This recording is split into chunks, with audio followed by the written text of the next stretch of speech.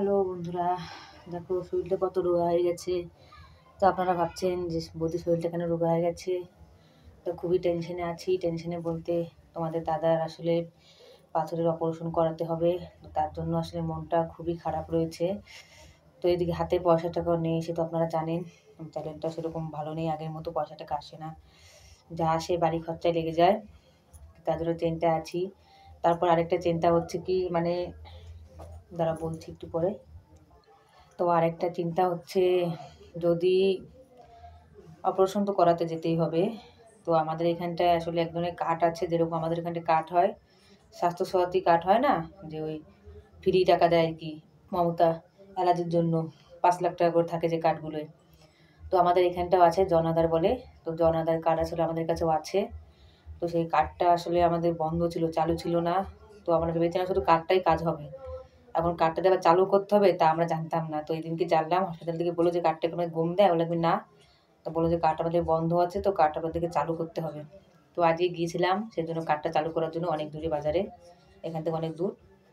তো গেলাম, তো সেখানে গিয়ে 1000 টাকা দিয়ে, 1000 টাকা বলতে ওই 950 টাকা দিয়ে কার্ডটা আসলে আমরা চালু করে এসেছি। তো সেই কার্ডটা চালু হবে হচ্ছে মার্চের লাস্টে, মার্চের মানে 2 মাস পরে চালু হবে মার্চে। তো ভাবছি যে মার্চের লাস্টের সময় যখন চালু হবে, তো যত খরচাপাতি লাগবে তো ওই কাঠের থেকেই হয়ে যাবে। তার জন্য এখনও 2 মাস ধরে ওয়েট করবো ভাবছি, যে 2 মাস পরে করাবো। তারপর আবার ভাবছি যে পিত্তলি পাথর যদি বড়, আসলে এই 13-14 হয়ে গেছে, অনেক বড়। তারপরে ভাবছি যদি কোনো অসুবিধা হয়ে যায়, তারপরে এখান থেকে আমার কেউ তো নেই, নিজেদের লোক না, দু একটা বন্ধু বান্ধব আছে ওনার।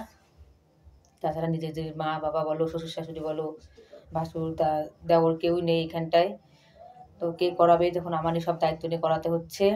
তো সেই জন্য ভাবলাম যে 2 মাস ওয়েট করে গেলে ভালো হবে, কারণ ওই ওই কার্ডটায় মানে ওই 2-3 লাখ টাকার মতো দেয়। তো সেই দেখা গেলো হাসপাতালে অপারেশন করতে গেলেও করার সময় একটা সমস্যা হয়ে গেল। তো সমস্যার জন্য তারপরে দেখা গেলো ওই টাকা বেশি লাগবে। তো তখন তো আমার কাছে পয়সা নেই যে আমি কী করে দেবো। আর যদি কার্ডটা থাকে তাও তো কার্ডটা দিয়ে আসলে ওই কার্ডটা দিলে ডাক্তাররা সেই হিসেবে কার্ডের থেকে টাকাটা কেটে নেবে। তো তাই ভাবছি যে 2 মাস পরে অপারেশন করাবো।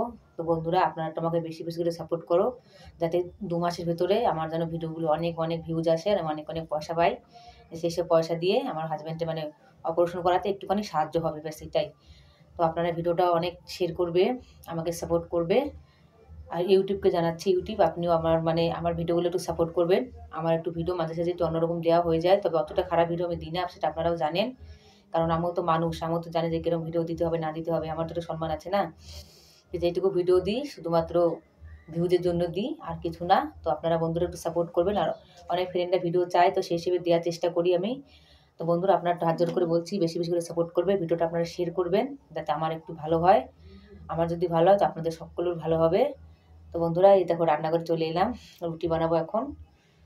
আসলে মন টনটা খুব খারাপ, অনেকক্ষণ ধরে বসে আছি। তো ভাবলাম যাই গিয়ে রুটি বানাই। তো আমি যেহেতু গরম জল দিয়ে আটা ছেনে, তো গরম জলটা করেছি, তো এখন আটাটা চালবো, চেলে তারপর গরম জল দিয়েই আটাটা ছেনবো। তাহলে রুটিটা খুব পাতলা পাতলা হবে আর একটু নরম নরম রুটি হবে, খেতে খুব সুন্দর লাগে। তো বন্ধুরা, আমার এই ভিডিওটা কেমন লাগলো। আর আমি কিন্তু যেসব কথাগুলো বললাম, একটা আপনারা ভাববেন না যে মিথ্যে কথা বলেছি। তো যেদিনকে অপারেশন করানো হবে, তো আপনাদের কাছে আমি অবশ্যই ভিডিওটা দেখাবো। আমার হাজব্যান্ডের মুখটা তো আমি দেখাতে পারবো না, কিন্তু কোথায় কোথায় অপারেশন করা হলো, কোন কোন হাসপাতালে গেলাম, কি করলাম, সবটাই আমি আপনাদের কাছে যতটা পারবো আমি শেয়ার করবো। কারণ আমার তো ভিডিও করার কেউ নেই, একা একাই ভিডিও করতে হবে, একা একা সব কাজকর্মগুলো করতে হবে হাসপাতালে, আবার দুদিন থাকতে হবে বাচ্চা কাচ্চা নিয়ে ওখানটায়। তো তা আমি যতটা পারবো আপনাদের কাছে ভিডিওটা আমি শেয়ার করবো।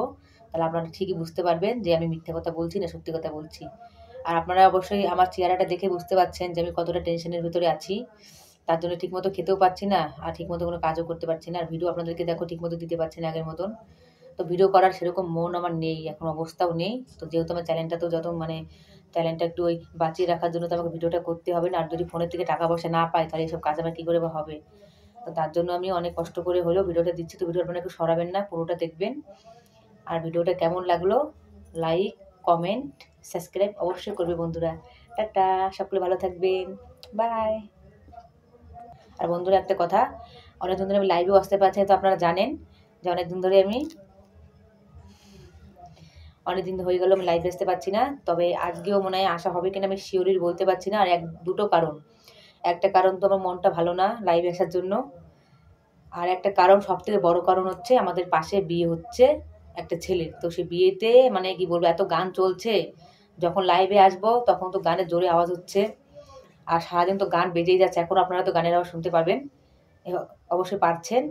তো সেই গানের জন্য আমি লাইভে আসছি না, কারণ গানের লাইভে এলেই আমাকে গানে মানে লাইভে কপিরাইট দিয়ে দেবে, তারপর লাইভটা আমার ডিলিট করতে হবে।